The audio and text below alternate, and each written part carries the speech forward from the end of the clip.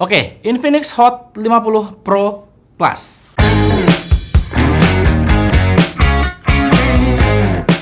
HP dari Infinix ini secara keseluruhan cakep. Saya sebenarnya suka ya. Cuman saya agak ngerasa nggak nyaman dengan beberapa bagian dari HP ini. Termasuk penamaannya. Ngasih nama Pro Plus itu agak terasa berlebihan gitu untuk sebuah HP entry level atau mid range gitu. Menurut saya penamaan HP ini sangat-sangat aneh gitu. Emang nggak cukup ya cuma dikasih nama Pro aja gitu. Kudu banget dikasih plusnya di belakangnya. Tapi ini mah cuma opini aja ya. Bebas aja sih Infinix mau ngasih nama apa. Julid banget emang mulu si Irwan nih, ampun. Kalian pernah lihat nggak iklan HP ini yang dibintangi sama JKT48? Mereka itu punya tagline Beautiful Beast, tipis pasti sadis, anjay. Begitu ucap Mbak Garcia. Garcia apa Gracia ya? Mbak Gracia dan kawan-kawannya ya. Lalu apakah tagline itu sesuai? Kita coba bedah sob. Infinix Hot 50 Pro Plus punya desain yang tipis dan enteng banget loh. Dengan ketebalan cuma 6,8 mm, bodinya yang melengkung ngasih kesan premium dan nyaman digenggam. Yang pasti ini adalah HP dari seri Hot yang paling mewah yang pernah dibuat oleh mereka. Tadi saya bilang ada hal yang saya nggak suka di HP ini. Selain penamaannya yang maksa, saya juga nggak suka sama desain dari modul kameranya yang jelek banget menurut saya. Tahu nggak? Saya nggak suka bagaimana Oppo ngasih motif gerigi di frame kamera mereka. Ditambah lagi aksen chrome yang sangat-sangat Tiongkok sekali ini desainnya. Infinix melakukan hal yang sama di HP ini. Pokoknya desain modul kameranya, aduh, big no lah buat saya. Kalau kalian ada yang suka ya nggak apa-apa, masalah selera aja ini mah, nggak apa-apa dong kita beda. Tapi desain bututnya cuma di modul kameranya ya, karena selain itu HP ini tuh cantik, bodinya tipis banget, layarnya melengkung, bagian back cover enak dipegang dan nggak ninggalin sidik jari. Suka banget lah saya tuh. Jadi desainnya bagus apa jelek nih? Bagus kok, tapi desain kameranya jelek. Tapi bagus. Tapi untuk layar HP ini oke. Saya nggak bilang keren karena layar curve AMOLED di harga 2 jutaan udah ada duluan di HP Tecno. Berukuran 6,78 inch berpanel AMOLED, refresh rate 120Hz, curve dan sudah pakai Corning Gorilla Glass. Spesifikasi yang hanya grup Transsion yang bisa kasih di harga segini. Brand lain tidak mungkin. Memang grup Transsion itu grup amal kayaknya. Layar sendiri kualitasnya oke, responsif, brightness-nya juga cukup tinggi. Dipakai main game atau real drum nggak nemu latensi yang berarti. Kelebihan layar curve dibandingkan layar flat adalah experience menggunakannya yang kerasa satisfying gitu loh, kayak nikmat aja gitu. Kalau dibilang mewah ya nggak juga. Toh HP-HP mewah sekarang udah nggak pakai layar curve gitu. Jadi alasan layar kerasa mewah udah nggak bisa dipakai lagi menurut saya. Konsekuensi layar curve sendiri menurut saya cukup banyak. Pertama, susah buat nyari anti gores atau tempered glass yang mendukung layar curve. Untungnya dalam paket penjualan sudah disertakan tempered glass yang sudah melengkung. Nice Infinix. Kedua, layar curve lebih rentan pecah daripada layar flat ya. Setidaknya dari sekian banyak layar HP yang saya pecahin, sebagian besar adalah layar curve. Entah itu hanya sekedar retak atau sampai hancur berkeping-keping ya, tapi kebanyakan sih layar curve ya. Layar curve nggak ya? Kayaknya curve deh lebih banyak. But anyway, jadi menurut saya tagline Beautiful Beast tipis tapi sadis lumayan nyambung sih, walaupun kurang tepat menurut saya. Tipis sih ya, ini HP tipis banget. Tapi performanya sadis? Nanti dulu Maria. HP ini pakai prosesor MediaTek Helio G100 dengan fabrikasi 6 nanometer yang notabene-nya adalah SoC baru ya, baru banget malah. Merupakan penerus dari Helio G99. Itu artinya HP ini memutus rantai penggunaan G99 di line up mereka. Semoga. Lain cerita kalau stok G99-nya masih banyak banget ya. Secara spesifikasi sebenarnya G99 dan G100 atau G100 ini nggak ada perbedaannya. Data teknis menunjukkan kalau kedua SoC ini itu nyaris identik gitu. Satu-satunya perbedaan kedua SoC ini adalah dukungan terhadap resolusi kamera, di mana G99 cuma mendukung kamera beresolusi 108 megapiksel. Sementara Helio G100 mendukung sampai 200 megapiksel. Udah sih, itu doang. Performanya tuh identik ya sama G99. Jadi upgrade SoC ini hanyalah nama kayaknya. Ya nggak apa-apa lah, yang penting kan ada update ya.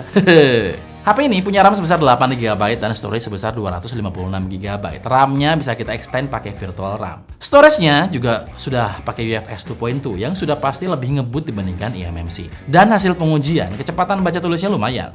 352 MB per second untuk kecepatan tulisnya dan 516 MB per second untuk kecepatan bacanya.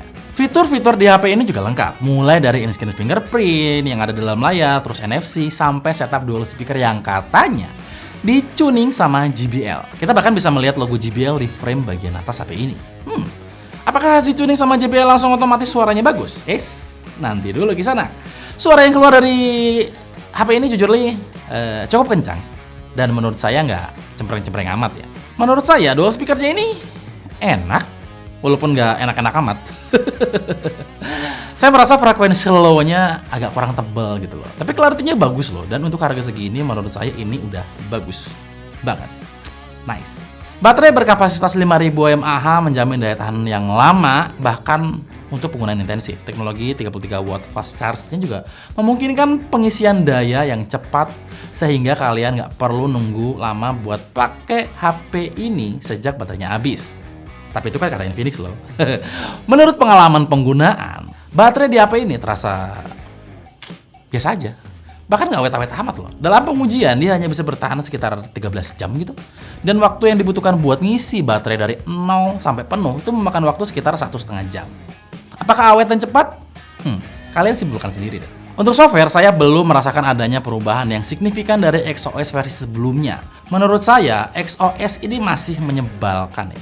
Manajemen shortcut-nya sangat buruk menurut saya. Dia bisa multiple select shortcut, tapi yang bisa dilakukan hanya mindahin si shortcut aja. Nggak ada manajemen shortcut, manajemen page, dan lain-lain. Misal nih, ini di desktop banyak banget shortcut yang nggak kepake dan mau saya hapus. Kita nggak bisa ngapus beberapa shortcut sekaligus. Alhasil, saya harus ngapusin satu-satu semua shortcut di 3 halaman. Dan itu menyebalkan. Di HP ini juga kita akan temukan banyak sekali bloatware yang terinstall. Untungnya, aplikasi-aplikasi sampah ini bisa kita uninstall. Total ada 3 kamera di bagian belakang. Kamera utama beresolusi 50 megapiksel, kamera kedua adalah kamera depth dari resolusi 2 megapiksel, dan kamera ketiga ini masih jadi misteri ya. Entah buat apa kamera ini gitu. Tapi dari beberapa sumber yang saya dapatkan mengatakan kamera ketiga ini adalah kamera AI. Anjay. Sekali lagi, ini pun tidak menjelaskan apa-apa tentang fungsi dari kamera ini. Karena katanya kamera ini bisa mengoptimalkan hasil foto dengan bantuan AI. Lah, kalau AI mah harusnya cukup secara processing hardware dan software aja nggak sih? Emang nggak bisa ya pakai kamera utamanya aja gitu? Tapi ya sudahlah, suka-suka Infinix saja. Terus untuk kualitas kameranya, dalam kondisi pencahayaan yang baik, HP ini bisa menangkap foto dengan warna yang cukup akurat. Detail yang ditangkap juga lumayan oke, walaupun bukan yang terbaik di kelasnya. White balance-nya juga lumayan akurat ya, walaupun kadang-kadang bergeser gitu. Misalnya foto nasi kebuli dengan topping daging kambing ini.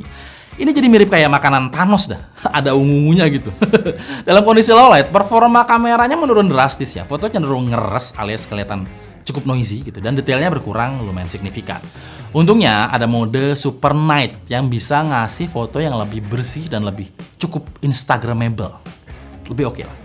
Untuk detail HP ini lumayan oke. Terlihat bagaimana dia bisa menangkap detail dari daging ayam pada topping mie ayam ini. Dynamic range-nya cukup oke, bisa menangkap detail di area terang dan gelap dengan cukup balance ya.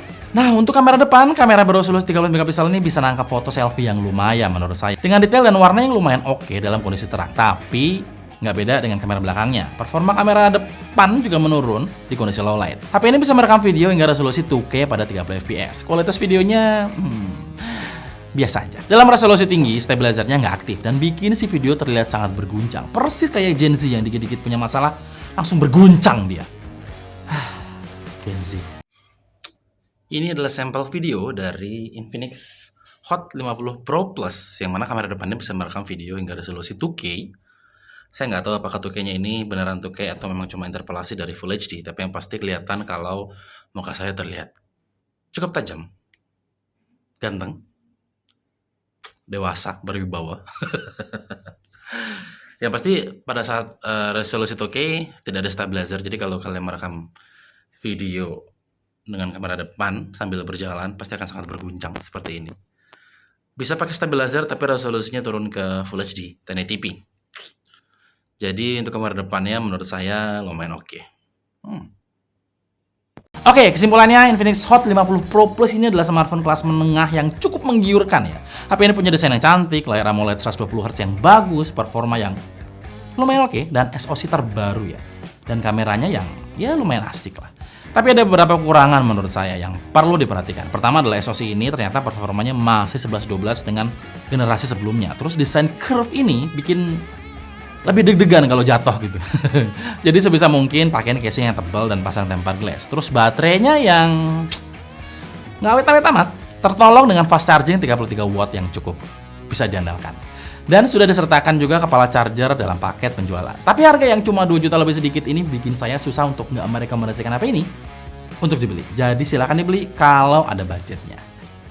Mantap.